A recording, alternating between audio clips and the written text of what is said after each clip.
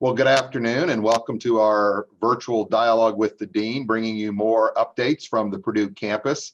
As always, before we start, I just want to remind everyone, if you have any questions about the content of the video, the things we talk about, please feel free to leave a comment and we'll come back and we'll respond to your questions.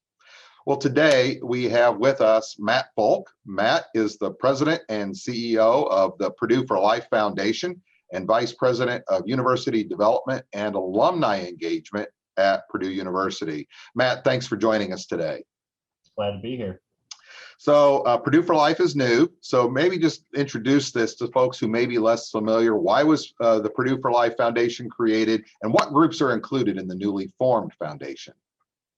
So if you've been associated with the university for a while, you know there's a lot of different sort of alumni-facing groups across campus, and they didn't always play nice in the same sandbox together and didn't always work as well as they should work, let alone from looking at it from a pan-per-view aspect. You start wondering why we have multiple events teams and multiple HR teams and multiple Marcom teams and all that sort of thing. So Mitch and the board had asked me to look into this. And in fact, I asked Eric to be on the committee when we investigated this 2 years ago, and we presented the concept for one integrated advancement model across the entire university.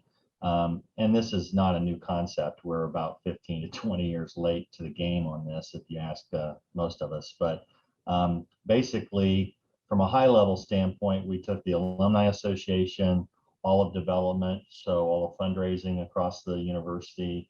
We took President's Council into this for stewardship, and also John Purdue Club for athletics fundraising.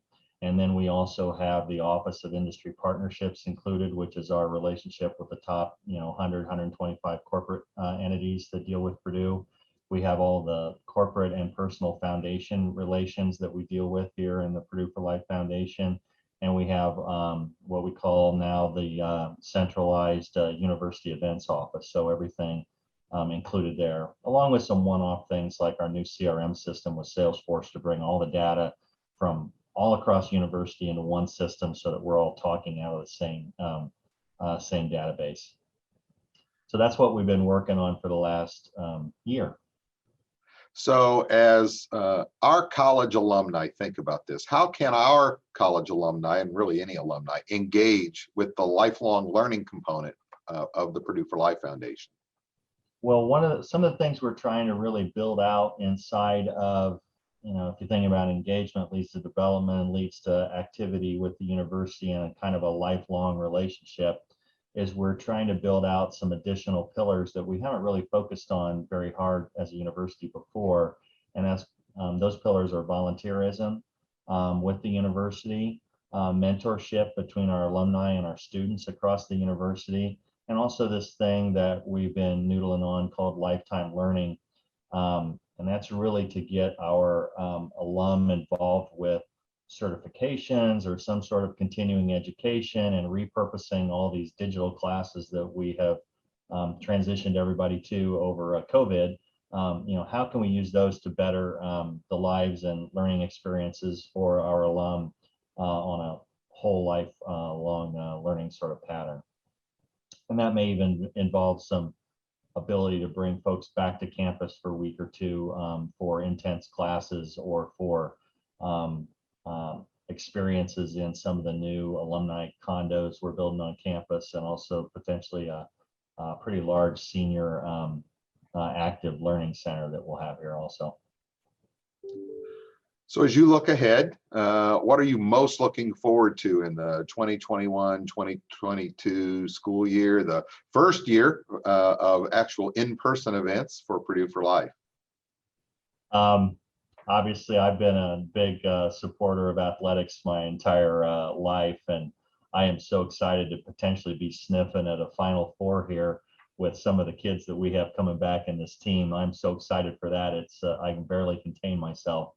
Of course, we got to get through football, and I'm uber excited about that and the other activities we have coming on this fall with back to class, President's Council, all the activities based around football and those sort of events. We've got some great travel events that we're building out for alumni to travel with other alumni around the world, and then just getting back at it. The demand is so high.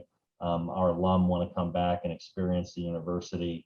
And I'm here to tell you, if most people have not been here during COVID for the last year, year and a half. There are so many changes to campus physically. In some instances, you'll have a very hard time even knowing where you're at on campus. So if you've not been back for a few years, I highly encourage you to get back. Again, the demand is heavy to come back. So plan early and try and join us for something. And we look forward to seeing you. We'll definitely want folks who are coming back and haven't been around to drive out by the airport, because of all the places on campus that are transforming. Drive down State Street, Airport Road, and I think they'll see what we're talking about. Major transformation and a vibrancy to that end of campus.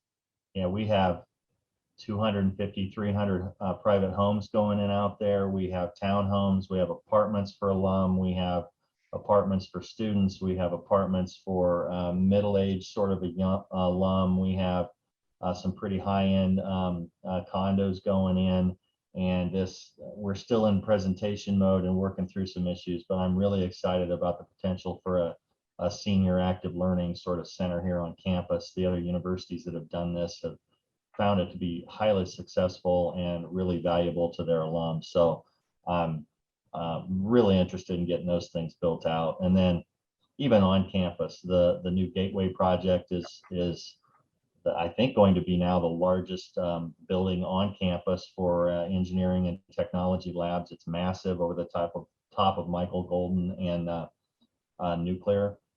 We of course have the new STEM sort of based building with Cheney Hale Hall for biology and chemistry, which I think directly affects your alum and is a really big positive for them. We're attempting to raise funds still for the nursing and pharmacy, the new building for there, and that's going quite well. So pay attention to those announcements, and there's multiple other things going on. The vet school is like doubling the footprint. It's huge. So come back and see what's happening, and I think you'll be more than excited. Great. Typically, give you a chance to ask me a question or two. Anything for me? I guess since I'm obviously interested in how the university interfaces with our alum, how do you keep specifically pharmacy alum engaged with your whole unit, and what do you do back and forth on a regular or semi-annual sort of basis with them? Other than the golf outing, I participated in the golf outing now 5 or 6 years running, so that's always a great event on my calendar. Well, we appreciate your support for the Boiler RX. Well, I think as a college, we've got a great history of using lots of points of contact, and it's really a deliberate effort to engage with alums.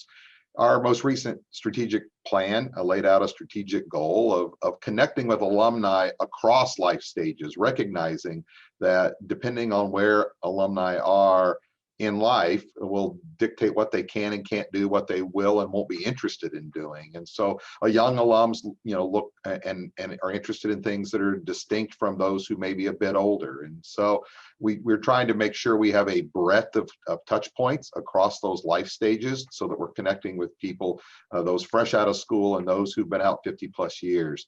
COVID has given us a bit of an opportunity in that we're all very, very comfortable with virtual events and virtual meetings. And so we've been able to take advantage of that. We continue to use videos like this one to share updates from campus.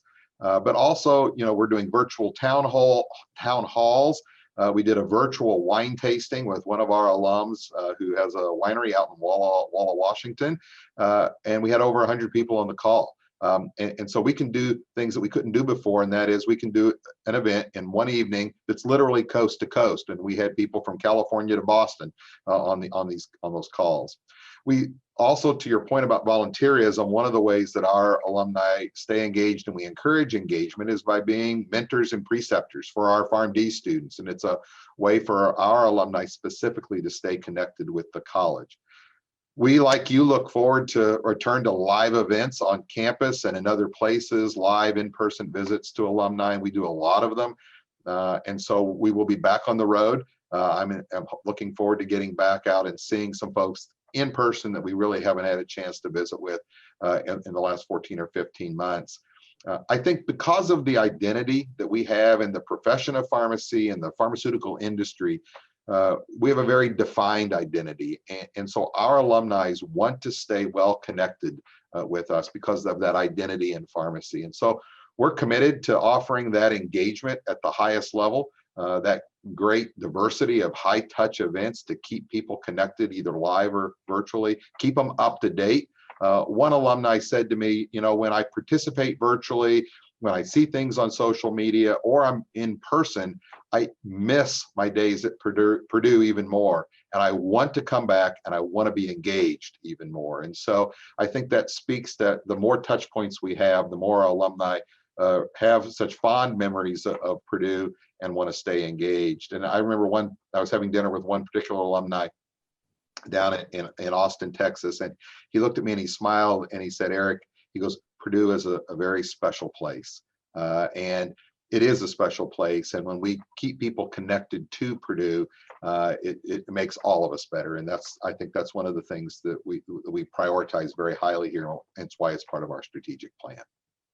Yeah, it is a special place. I wouldn't be back here out of retirement had it not been. And I love the people, I love the stories, and I love just the vibe of being here.